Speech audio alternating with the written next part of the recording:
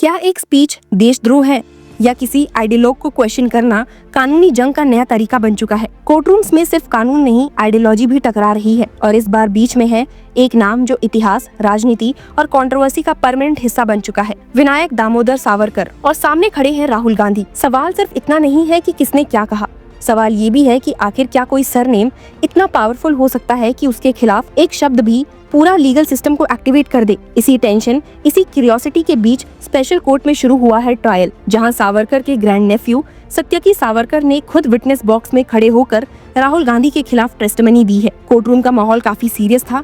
Cameras, media और headlines हर जगह छा गए थे। आखिर क्या कहा है सावरकर के ग्रैंड नेफ्यू ने अपनी टेस्टिमनी में? क्या उनकी टेस्टिमनी ने इस केस में कुछ बोल्ड खुलासे किए हैं? क्या उनकी गवाही राहुल गांधी को जेल और सजा का हकदार बना सकती है? यही सारे सवाल अब हर जगह घूम रहे हैं। तो चलिए जानते हैं और देखते हैं कि इस केस में क्या न्यू डेवलपमेंट सामने आए हैं। दर्शकों, ये केस असल में अप्रैल 2023 से स्टार्ट हुआ, जब सत्यकी ने पुणे मजिस्ट्रेट कोर्ट में कंप्लेंट फाइल की। कंप्लेंट में उन्होंने कहा, Rahul Gandhi for reasons best known to him has been repeatedly defaming and abusing Savarkar on various occasions for over many years। और सबसे इम्पोर्टेंट मेंशन था लंदन की स्पीच का, जहां एलिजली राहुल गांधी ने कहा था कि सावरकर ने एक किताब में लिखा है कि उन्होंने एक मुस्लिम आदमी को कुछ दोस्तों के साथ मिलकर मारा और खुशी महसूस की। सत्यकी कहते हैं कि गांधी ने intentionally made false, malicious and wild allegations against Savarkar with the specific objective of harming his reputation and to defame surname Savarkar. इसी बीच 4 अक्टूबर को पुणे की स्पेशल कोर्ट ने राहुल गांधी को समन भी कर दिया था। कोर्ट ने उन्हें डायरेक्ट किया कि 23 अक्टूबर को कोर्ट में अपेयर हो।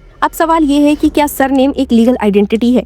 क्या किसी परिवार की हर्ट सेंटीमेंट कानूनी एक्शन जस्टिफाई कर सकते हैं? सत्यकी का कहना है हाँ। उन्होंने ये भी क्लेम किया कि राहुल गांधी के शब्दों ने उनके परिवार को मेंटल एगनी दी और इसीलिए उन्होंने मैक्सिमम पनिशमेंट और कंपनसेशन दोनों की मांग की है। ट्विस्ट तब देखने को मिला जब सत्यकी सावरकर ने अपनी गवाही में बताया कि कैसे उन्होंने ऑनलाइन एक लिंक देखा था और राहुल गांधी के स्पीच को सुना, जो मार्च 2023 में लंदन में दिया गया था। एडवोकेट संग्राम कोहलतकर, जो सत्यकी को रिप्रेजेंट कर रहे हैं, उन्होंने कोर्ट में कहा, in it he spoke about his family background and how he came across an online link to Rahul Gandhi speech delivered in London in March 2023। In that speech, Gandhi claimed that V.D. Savarkar had written in a book that he and his 5 to 6 friends once beat up a Muslim man and had felt happy about it। ये statement ही इस case का central point बन गया। क्या राहुल गांधी ने knowingly Savarkar की legacy पर attack किया या फिर ये पॉलिटिकल स्पीच का एक एक्सप्रेशन था? कोर्ट में अब यही डिसाइड होना है। सत्यकी ने अपने डिपोजिशन में सिर्फ स्पीच का कंटेंट नहीं बल्कि लिंक का ड्यूरेशन, स्पीच की डेट तक मेंशन की है। ट्रायल भी अब फॉर्मली स्टार्ट हो चुका है। दूसरी तरफ राहुल गांधी के लॉयर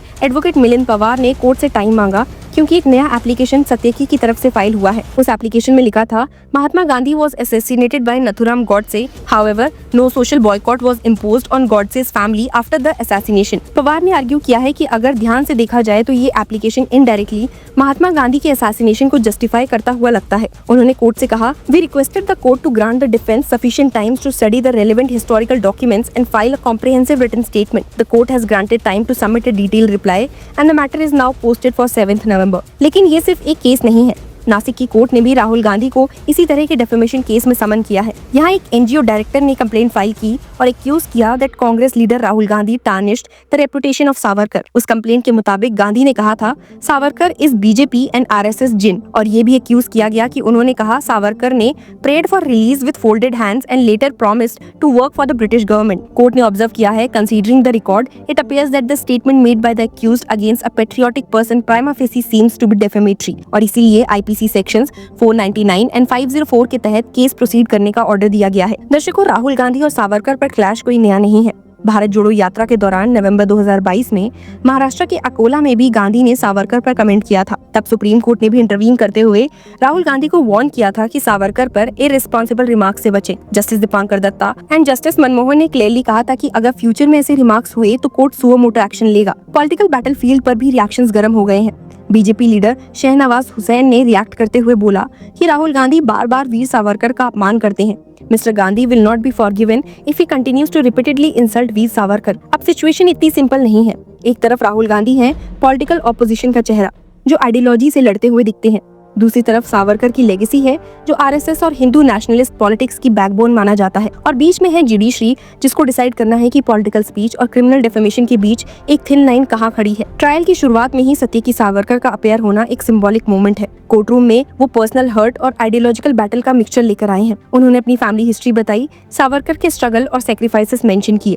कहते हुए कि उनके लिए ये सिर्फ एक लीगल फाइट नहीं, ये सरनेम और सेक्रीफाइस की इज्जत का सवाल है। पर क्रिटिक्स कहते हैं कि हिस्ट्री को कोर्ट में ड्रैग करके पॉलिटिकल वेंडेटा चलाया जा रहा है। राहुल गांधी के सपोर्टर्स का आर्गुमेंट ये है कि डेफेमेशन का लॉ पॉलिटिकल स्पीच को सप्रेस कर रहा है। उनका कहना है कि सावरकर को क्वेश्चन करना डेमोक्रेसी में अलाउ होना चाहिए, स्पेशली जब उनका रोल हिस्ट्री में कंट्रोवर्शियल रहा हो। ब्रिटिश जेल से मर्सी पिटीशंस, गॉड से कनेक्शन और हिंदू राष्ट्रीय आइडियोलॉजी पर डिबेट्स हमेशा चलती रही हैं। पर सावरकर सपोर्टर्स कहते हैं कि राहुल गांधी फैमिली का सरनेम भी किसी से कम पावरफुल नहीं है। फिर सावरकर का नाम क्वेश्चन क्यों? कोर्ट प्रोसीडिंग्स में अब फोकस होगा कि क्या राहुल गांधी के स्टेटमेंट्स फैक्चुअल इनएक्यूरेंसीज पे बेस्ड हैं, क्या इंटेंशनल मैलिफाइड था, या फिर ये एक फेयर कमेंट है under article 19(1)(a) freedom of speech. लेकिन यहाँ एक ट्विस्ट है कि डेफेमेशन क्रिमिनल ऑफेंस है अंडर आईपीसी, मतलब जेल भी पॉसिबल है। ये सिर्फ एक सिविल डेफेमेशन नहीं है। इस केस का पॉलिटिकल इम्पैक्ट भी जबरदस्त है।